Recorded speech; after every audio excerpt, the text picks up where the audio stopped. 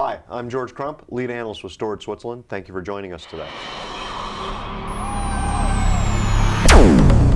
You know, one of the things that CIOs face today is an overwhelming number of options when it comes to the different type of infrastructures that they can put workloads in. But as you make those selections, it's important not to forget business continuity, data protection, compliance, and risk management. Joining me on the whiteboard to talk about this, I've invited Gil Levinai. He is the Chief Marketing Officer at Zerto. Gil, thanks for joining us today. Thank you for having me.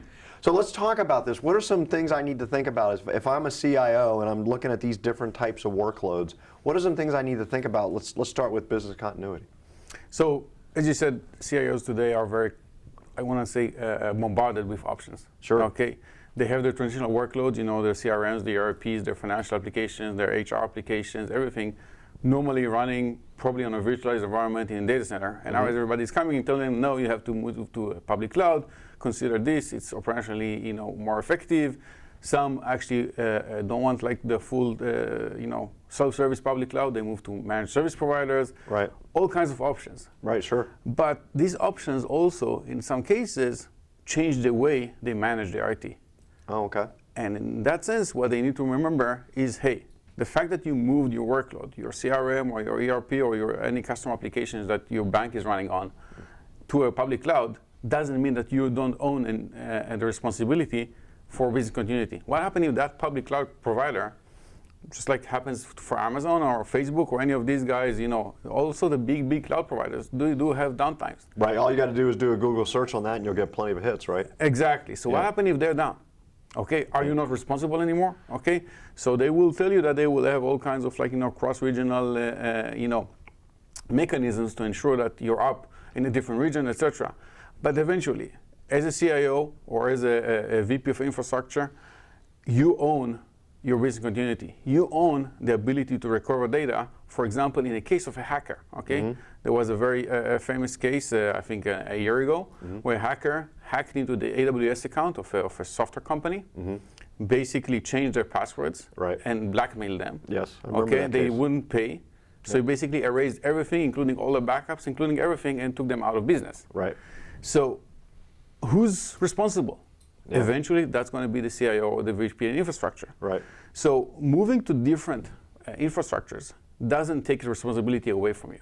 Okay. Okay. So what you would recommend is either moving to multiple, if I'm totally in the public cloud, moving to multiple public cloud providers, or maybe even having some in AWS and then have a secondary copy in an MSP, for example? So here, the options are really almost endless. Okay. Okay. I know of use cases that go all the way. For example, there are people, I would say the normal use case today of using and different infrastructure for data protection or disaster recovery, things like that, is if I have my workload, again, my CRM or anything like that here, and I'm just like using a public cloud or a managed service provider as my DR or backup target, okay? Backup as a service, DR as a service. These are getting more and more traction as we speak. Sure. And there's all kinds of ways to do that, okay? All kinds of SLA levels. You have people that are, you know, hey, a daily or a weekly backup is enough for me. Right. And people like, you know, mostly Zerto customers, they would like this like ongoing replication to ensure that they have RPOs. More of a real-time situation. Yes, exactly. Okay. So if they need to fail over, they would lose, you know, maximum a few seconds or a minute, but not more than that, okay?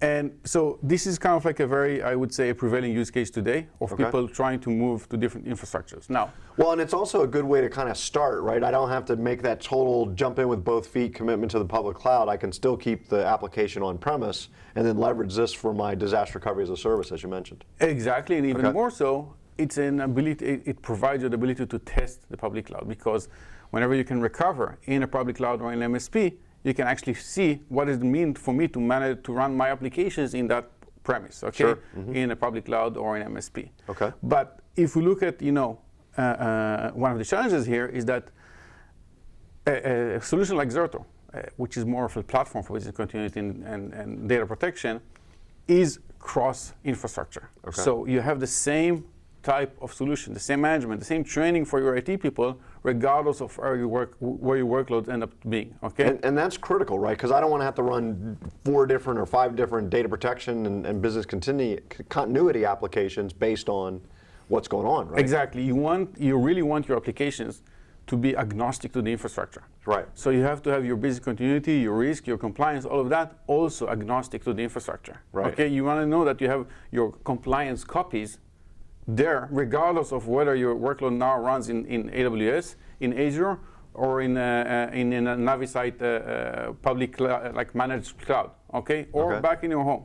Now you see also others. For example, I have managed service customers. Okay, that actually have their adopted infrastructure as a service at a managed service provider. Okay, so they have the workload actually running here, but they say from a data protection point of view, from compliance point of view, from risk assessment point of view, they want a copy of their own data back home where they can. So they're actually doing the reverse. They're actually saying, hey, I'm running where I can be flexible, where I can burst, where I can have the flexibility of a service provider. Okay. To really provide me whatever I need in, before the holiday season or whatever. Right. But I'm keeping a copy of my data in my home premise, in my data center, or in a different setup where I know I have a copy. Because eventually, if one of these are vendors, okay? Right. If you run a big data center and you have you're connected to your power source, you still have a generator. Right. Okay. It's the same thing. Yes, Amazon will do as much as they can to make sure you don't have any downtimes. But it can be you still have your own account in Amazon. You still, your people are managing your own account in Amazon. Right. They can make mistakes. Sure. Okay. They can create downtimes, and Amazon can create downtimes, and it can be natural disasters or human disasters or security or hackers or whatever. Right. So if you own compliance, or if you own risk management, or if you own the data protection, you need to make sure that you have your checkboxes ticked, even if you are moving to a different infrastructure. I think that gives us a good way to cover business continuity, data protection, compliance, and risk management. I think this platform concept is really interesting because then the amount of infrastructures that are coming at me is almost an advantage. I can shift based on need, or maybe some guy comes out with a more compliant solution, whatever. Specifically, how does Zerto address that and facilitate that? So Zerto has a solution we call Zerto Virtual Replication. Okay. It started as the best tool today for application level business continuity, disaster recovery, data protection in the virtual world. Okay. In the last version, we extended it to go cross-platform, which means that we actually support replication data protection between VMware and Hyper-V, or between VMware or Hyper-V and AWS. Okay. Okay. Really doing step one in well, that's a big extension going from VMware to Hyper-V and now out to AWS. That really opens the gates up, right? Exactly. And now, and coming in the future is going to be Azure and other platforms. Okay. So really one single pane of glass, one single solution that from the same user interface, the same web-based user interface, you can control and manage SLAs and protection and failovers and whatever you need to do, and recoveries across different infrastructures. Regardless of which infrastructure it is. Regardless of which infrastructure. And then fully orchestratable as well, correct? Exactly. Orchestration is key. We have a concept of what we call virtual protection group, which means that you actually package your application, and then you define what SLAs you want for that application, and then you click a few buttons, and it's protected, and you can recover it, and you can go back a few seconds in time with a CDP, or you can go longer retention. All your options are there. Okay, great. Gil, thanks for joining us today. Thank you very much for having me.